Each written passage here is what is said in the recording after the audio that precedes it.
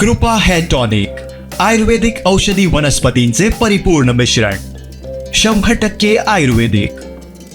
उन्हाळी सुट्टीत दरवर्षीप्रमाणे यावर्षी देवगडमध्ये पर्यटकांची गर्दी वाढलेली पाहायला मिळते. पाहूयात.